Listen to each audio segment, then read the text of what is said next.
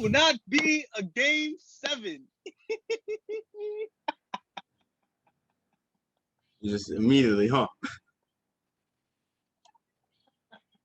That's how you want to start it off immediately. Nah. I'm going to scratch that part. Go on. You start off. No. It's too late now. We're already up and running. You can start off that way. However, I want to start off a different way. I want to start this off by saying, for the first time since 1993, the Phoenix Suns will be heading to the NBA Finals. Yep. Since I have never thought I'd ever say. Me and you both, partner. Me and you both. I swear. It's been a long journey for Phoenix. Yeah. It's been a long. Yeah. It has. Long It has been a long journey. It's been a really long journey. A really long journey. Yes, it has. It has been a long journey. Just real quick before we go into all that, let's discuss how this game went down a little bit. I mean, the Suns really, they were the driving force of this game for majority of it. Yeah, they were the ones who had the lead for majority of it. The Lakers, wow, the Clippers always found themselves down, but not out, trying to fight and scratch and claw. I mean, Marcus Morris played great. DeMarcus Cousins played great. The only thing Paul George wasn't, I don't know what was up with him in this game. For some reason, kind of looked exhausted from when I was looking at him. Well, again, one of your star players go out. You have to depend on the other star to do a lot, along with the team having to be great. And as great of a player and as great of a superstar he is, Paul George, when all good things have to eventually come to an end.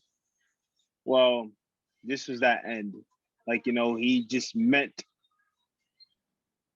his peak. He did all of this throughout the whole playoffs. And it takes a wear and tear toll on you because not everybody could do it. You know what I mean? Even the greatest of them all couldn't really do it. You're gonna really need everyone to be on the same page. And even though obviously, just like what you said, Morris and Cousins had it, and even my dad, Pat Bev, he had it going in certain parts in both good and bad ways. Yep. not everyone can have it going, or they could have it going for a specific amount of time and they could just give up on you. Not give up, but just lose rhythm out of nowhere. And I think that's what it was. And for PG, then it was just enough. He basically met his ending right here. Unfortunately, yeah. PG. Give credit to the Suns defense though. They got real physical with him. They played him up close. They got had great defense on him throughout the night. And he had a little bit of struggles, settled. I hate when he settles. But like I said, they was the ones down, and the Suns really opened up in this lead. And then they made a little bit of a run in that third quarter. I mean, a 10-0 run after being down 17. Yeah. And then Chris Paul got checked back into the game. And this is where it took turns for the worse for the Clippers, because Chris Paul single-handedly took over the rest of this game. And I mean, what can we say about Chris Paul? The way that he had his team to win this game in that third quarter, in that fourth quarter, and willing this team, and the journey that he's been on. It's been a long journey for Phoenix. It's been a long journey for Chris Paul. Yeah. 16 years he's been in the NBA. 16 years. Only touched it once. Only sniffed it once. Only sniffed it once. And that one time he went down in injury, so he couldn't really even. He got robbed. Yep, he got robbed. Couldn't really even go out on his sword or lead that team. But this performance in that second half was just amazing. He was going to will this team to win this game. And he was going to be the main cause of that. He was going to be the focus of that. He took over the scoring role. This reminded me of his performance back in 20, as I was saying, this Chris Paul performance. I mean, it reminded me of the performance he had when he was on the Rockets in the second round against the Utah Jazz. The final game of that series, where he basically took over and led that team to his first conference finals. And then it also reminded me of the previous round this year against the Nuggets, final game of the series, game 4, where he took over, willed that team, this Suns team, to this second conference finals. And now, game 6, chance to finally get there. And you drop 41 points and close it out in that second half. On the home court that you was previously in, that you was in for a good part of your career. To do it the way he did, spectacular. What can you say? Proving he is one of the best point guards, one of the best players we've ever seen. Well, just like what you said, what more could we say of Christopher Emmanuel Paul? What more could we say of that man? Yeah, I got to give out the whole government. That's how legendary this moment is. Again, you said it. Been in the league for so long, yet only touched the conference finals once prior to this moment. Everything on the line, his legacy. We know who he is. We know the impact he has on the game. We know what he could do. Look at, they want to make fun of Tucker. You remember that time when he's talking about him being a bad teammate? Well, just know you don't get nowhere without him. You don't get nowhere without him. You say that about everybody, that bad teammate. There's only the teammates that want to win are bad teammates. Exactly. The ones who are competitive and who want it so bad are the ones who are bad teammates. But let me tell you something. Chris Paul could be a bad teammate all he wants. At the end of the day, first ticket into the Hall of Fame right there, waiting for him the moment he retires. Now he's finally in the NBA Finals, accolade after accolade, touching things, all because he took it personally. And man, you want to talk about it, right? You want to talk about, just like what you said, you want to talk about putting this team on his shoulder, willing them within that second half to this victory. You remember how we talked about how like Paul George, he was just doing straight iso ball in that second half? Well, Chris Paul was doing the same thing. And he was doing the shot that everybody said was dead. Mid-range assassin, mid-range Don, mid-range killer, the mid-range mastery. Every time in isolation play, excuse me, ISO, mid-range, game. ISO, mid-range, game. ISO, mid-range, game. ISO, mid-range, game. Oh, Marquise Morris, where you going? Behind the back. Mid-range, game.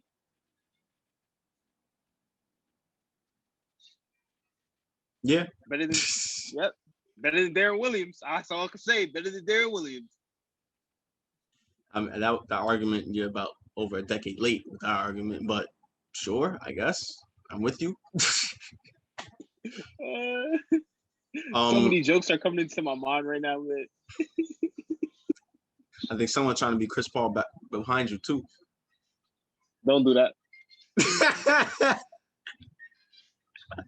Oh, maybe Devin Booker. Well, speaking of Devin Booker, he also had an impact. You know, he was struggling up. He's been up and down in this series, you know. Which the Clippers had their game plan on him a lot of the time. Yeah. Defense also, you know, he's playing with a broken nose. Playing with that mask on. Well, he didn't have his mask on for the majority of the game. Yeah. But Devin Booker, he's their second star, and he's come up big for them. He's come up big for them in this postseason. Game 1 had that 40-point triple-double. Helped them win 2 games without Chris Paul playing against these Clippers team on their home floor. I mean, he's so vital and so important to this team. He's their franchise player. Yeah. Yes. No, you're not lying. He is. Mm-hmm. But we know the main reason to why the Suns are where they are now. But yep, it don't deny the fact that he is their franchise player. Mm-hmm. And also, they are. Well, let's not get into that first. But what I was gonna say. The Suns team. I mean, they have so many great pieces, and Jay Crowder was the other piece that they brought in, and he's been fantastic. Fantastic 3-and-D player for them, and he was great in this game. I mean, he caught fire in that second quarter for the Suns team. I mean, he's brings veteran leadership, that defensive mentality, can knock down a three. I mean, he's been a great addition for this team. Kel Bridges came out of nowhere this year and really became a really key piece, an important piece for the Suns team.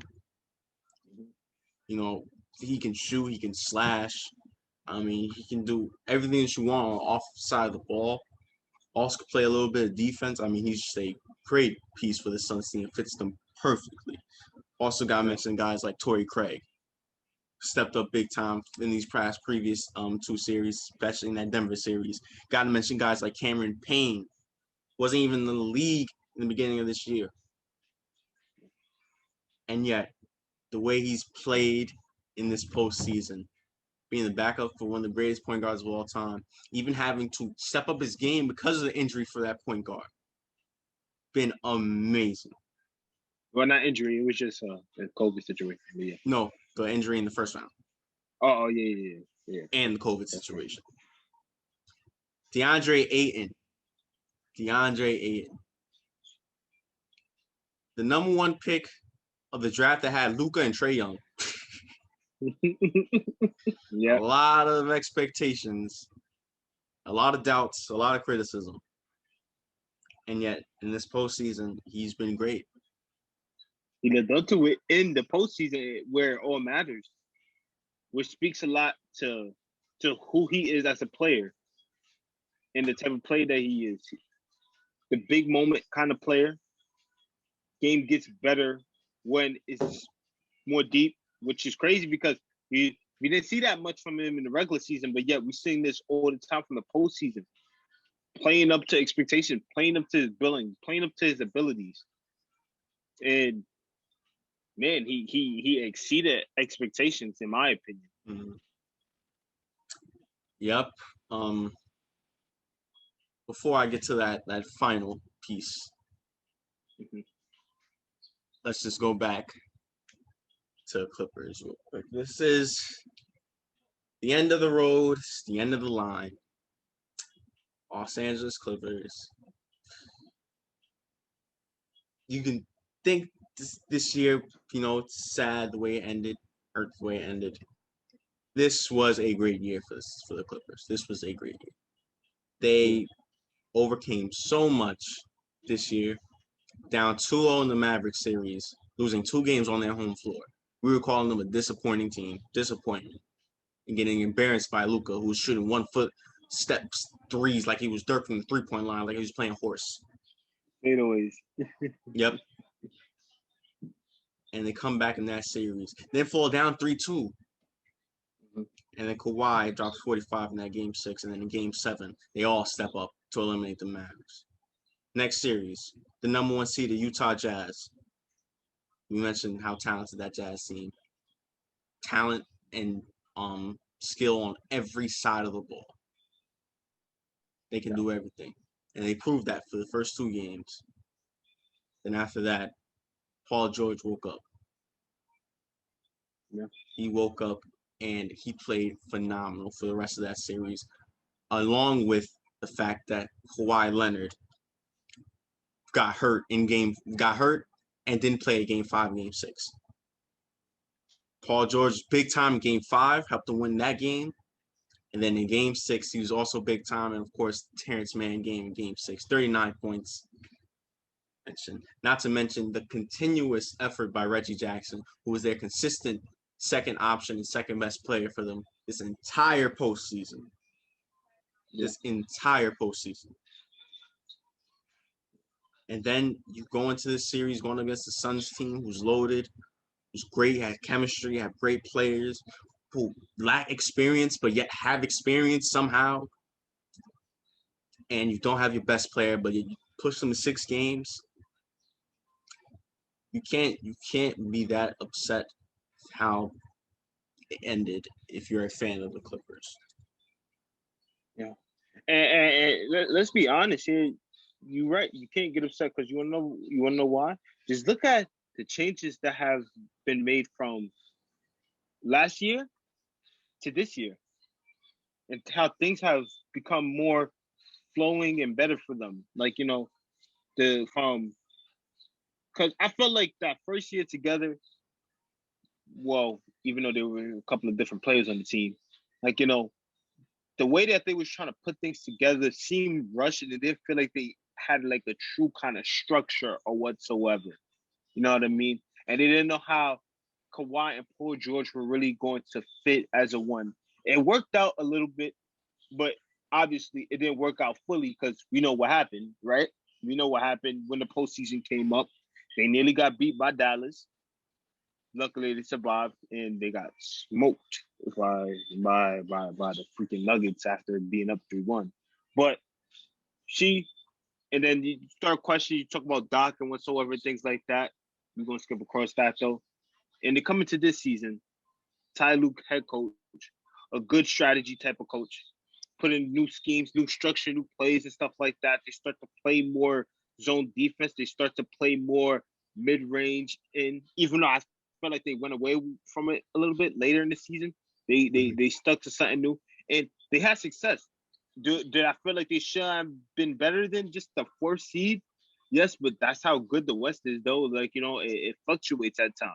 But do I feel like that team should have been better than the 4th seed? Hell yeah. I felt like they should have been a number 1, 2 seed with the talent that they had. And then for this to happen, coming up to this, once again, find themselves down and they fall back. They fall back, and they show that even though they're not a championship team or anything, they show that championship kind of pedigree right there. With it's not how you start, it's how you finish. And whenever you fall, are you willing to get back up and keep going? And that's what they did. But in the playoffs or in sports in general, you talk about this thing. We bring it up so many times. We talk about it personally. Luck and being unlucky. And the unlucky part for them, that was probably the lucky part for their opponent, is injuries. I really felt like if Kawhi was playing in this series, would they want to lose? Probably. But it would have been a different series to me if Kawhi was playing. And that's no disrespect to Paul George. I disrespect him because he did a lot. He put that team on his back, along with having people like Reggie Jackson there right by his side, of course, to help out and things like that. But if they're doing this with one superstar, just imagine if they have both superstars. Yeah, we might have seen a different result. We really might have.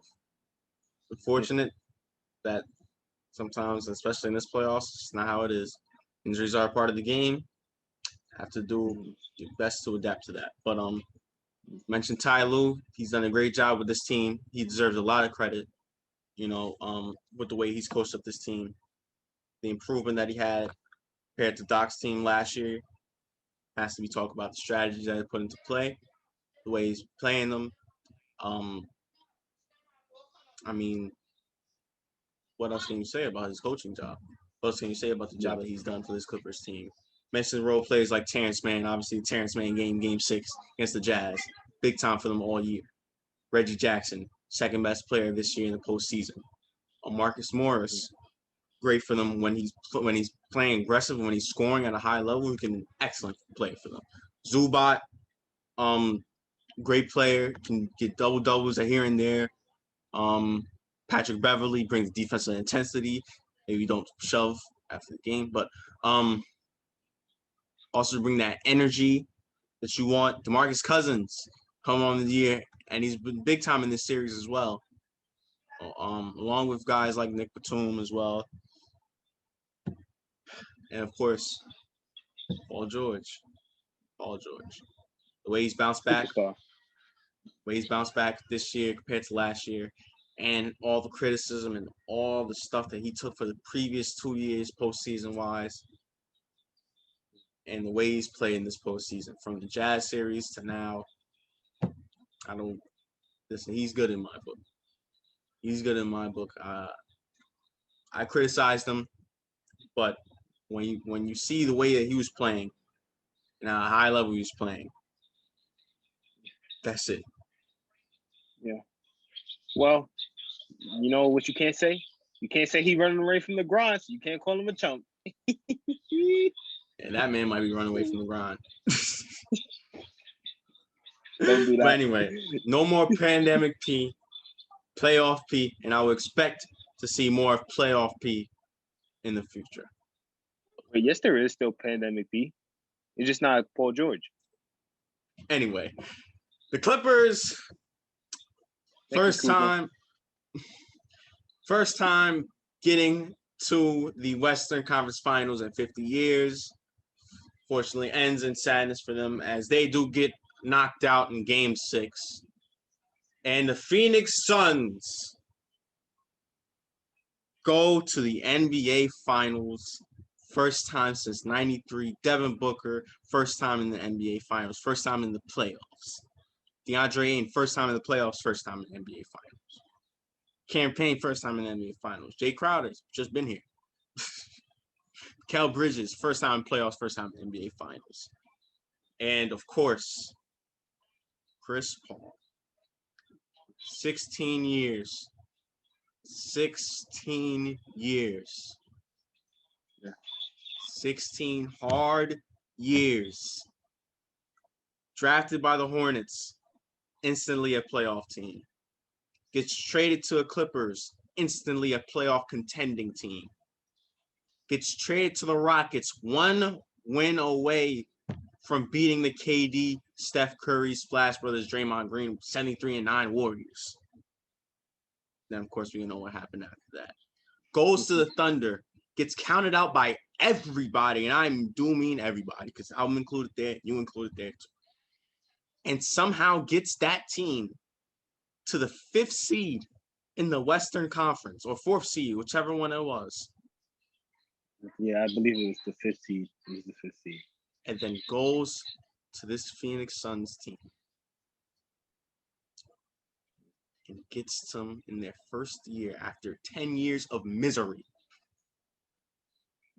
Gets them not only to the 2nd seed, not only to a playoff berth, not only to playoff series wins, not only to the conference finals, but for the first time in his career, and in the Suns since '93, to the NBA Finals. Chris Paul finally in the NBA Finals. Long overdue, but well deserved. Yeah. It's felt weird saying the Suns being in the finals, but feels good saying Chris Paul's in the finals. Yeah, no question. And you said it all. But I want to highlight the most important thing that that's a part of the thing that you brought up. Everybody counted him out. You know the word that they were using? And this is where casuals got to stop, right? Washed. They called him washed. Washed. How do you... Yep. Just remember that. Just remember, this dude who just carried a young team into the finals. Well, not carry, but was the biggest impact player to help bring a team into the finals is someone who y'all called washed just 2 seasons ago, or a season ago, or a season and a half ago. Yep. If that ain't legendary, I don't know what legendary is, to be honest. Oh, just forgot. Also give credit to Monty Williams. Mm-hmm. There's so much credit for the way he's coached this team. So much credit. I mean, the chemistry that they have, that comes from players and leadership too. But it also comes from coaching. You know, you don't get that chemistry with a bad coach. You don't get that system with a bad coach. He's done a fantastic job this year. And obviously, if you're taking regular season and playoffs account, he's the coach of the year. Yeah, no question. No question. Yeah. Monty Williams, first NBA Finals as well. That's right. Phoenix Suns. Congratulations, Phoenix fans. Your team, NBA Finals bound. But who will they be facing? Take one step closer to that journey as we found out tonight's Game 5. TNT 8:30. The Atlanta Hawks, after their shocking win, Game 4 without Trae Young. Will Trae Young be playing this game? As currently this podcast, we don't know. But anyway, going up against the Milwaukee Bucks, looking to bounce back from their loss and look to take the series lead. And will Giannis be playing? We don't know. 2 superstar players, questionable, doubtful. So, Ja, what you got? Bucks. Interesting. Bucks. Oh, it's time to get rid of them though. Like the people behind you. I don't do that. Don't do that. Come on. Don't do that. Nah. I do that the day. I do that the day after. Do that the day after. Give them respect. And their respect. Anyway. Okay.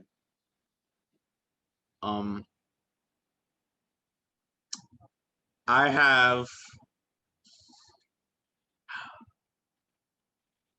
So tough to see. I don't know. Injuries, big part of it. Who's going to be healthy or not? Yeah. I got the Hawks. Well, you picked them to win the series, so I expect. But it's Game 5. I still could have picked the Bucks to win this game, and then.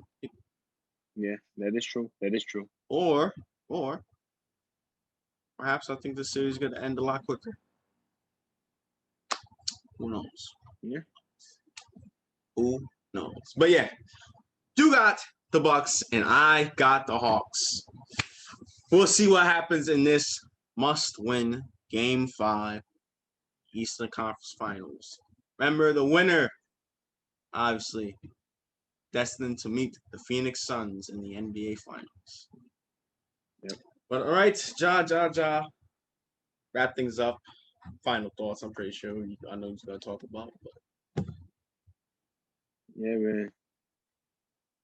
There will not be a Game 7. Here we go, Buffalo. Here we come. We've been waiting. There's a Stop, please, with this Buffalo joke, man. Okay.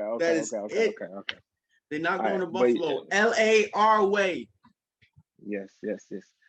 No, okay. LA the Lakers way, not their way. But yes. I didn't know. Where was Lakers? I didn't see them. Did they there's like a 3-way or something? Like, is them the Suns and the Bucks and the Hawks? Yeah. What's going on? A little bit. It's like 21. All right, calm down. But yeah, I just want to give a lot of praise to Chris Paul again, man. I'm just so happy to see one of my favorite players to watch. Well, I got a lot of players that I watch, but he's one of the top. He's at the top of my favorite. You know what I mean? And for the fact that it's been, it's weird how players' careers go. because you just don't know what path, what trajectory they're going to take or whatsoever and stuff like that. But he's done it the probably the most difficult way compared to most players. You know what I mean? Especially in this time in which, he paired up with Harden, so you can't really say. But hey, Harden, you saw they got close with Harden, and the next year something went wrong. Stephen Curry sold his soul to the devil, But outside of that, he did it the most. Like, it's just been a really difficult moment, having to suffer through bad luck, injuries, things like that, blowing leads, and things like that, and stuff like that, and just to be here now with a young team at that. With a young team that majority don't got no experience or whatsoever to do all of this. Yes, Devin Booker might be the franchise player, but as of right now, I say this: the Phoenix Suns could potentially win this chip with a 6-foot guard being their best player in terms of this postseason run. That is true. That is true. A 6-foot guard that is also 36 years of age. And you don't hear that about many guards being the best player on the team to win chips. It's only Magic, Curry, and Isaiah. Yep. Well, I mean, it does help when you have a 6'6" mirror version of somebody that you want to play for. In 2012, but that helps a little bit too. Just a little bit. Yeah. But yes, congratulations to Chris Paul. Journey doesn't end there though. Still got to take it home. Congratulations to the Phoenix Suns, back in the finals once again. But with that being said, thank you guys for watching today's podcast. Make sure to tune into tomorrow's podcast. Make sure you like, share, subscribe, comment, support the channel, give us feedback, all that good stuff. Also follow our IG and our TikTok down in the description below. Yes, and of course, once again, I'm Evan. I'm Ja. And this is Mind of Basketball Podcast. Almost finals edition coming up. Soon to be NBA Finals edition. Soon to be.